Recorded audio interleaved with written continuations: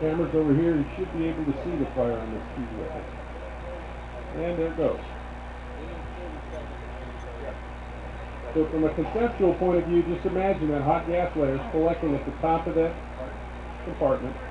Smoke's going to come down. It's going to start to choke off the fresh oxygen supply into that flame plume, and we should start to develop some good carbon monoxide up on top, and smoke coming out of the compartment. Now it's coming out of the main part of the compartment. Okay, Steve, our post temperature at the ceiling in the closet is 350 degrees. 350 for the ceiling. We would need about 1150 to 1200 probably at the ceiling in the closet to drive that to flashover. And the ceiling in the living room area is 175.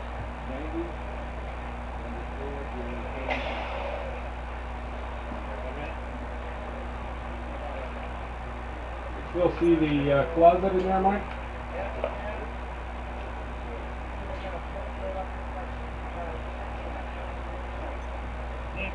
Got good fire in the closet?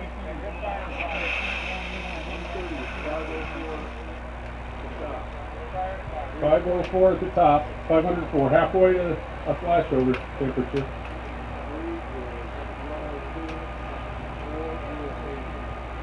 Now what's going to happen if we get the fire to spread out into this main compartment and we ignite the combustibles out there, which is going to be kind of tough with as fast as wind blowing, we will start to develop a hot gas layer from the burning in this outer compartment. Hot gases will come out at the top, cool, fresh air will go in at the bottom. The same amount of gas is going to come out at the top as the bottom, but that layer will start to drop. If we go to flashover, our layer should go down to about 2/3 to 3/4 of the way through that doorway. Okay, Steve, at the 2-minute mark, at the ceiling in the closet is 600, and on the floor is 90, and in the outside room we have 302 at the ceiling. 1250 in the closet. The fire still burning in the closet?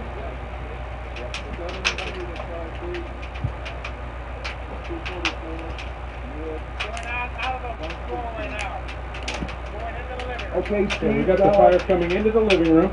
At the 3-minute mark in the closet ceiling is 1250. And in the outside room is 560. Floor in the closet is 160.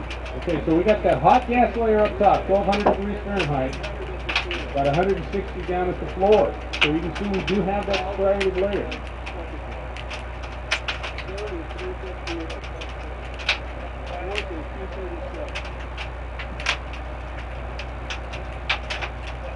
Okay, now at 3 minutes, 1300 degrees in the ceiling in the closet, countertop 350 degrees.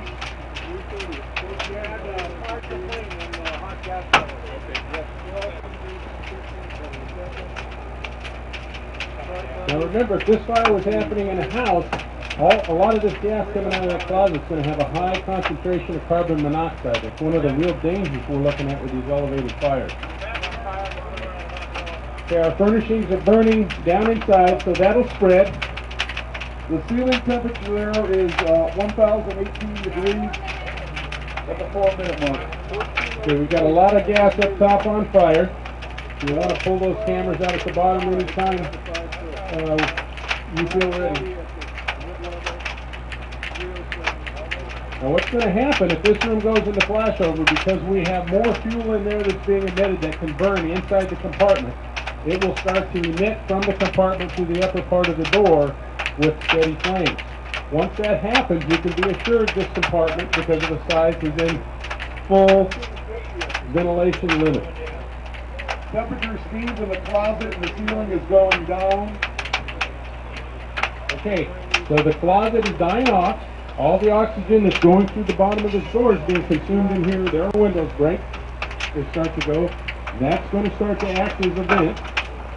Meanwhile, we're going to get our steady flame extension in here. All right, so we've got about a minute and a half to 2 minutes, and we'll go put this out for our fire crew.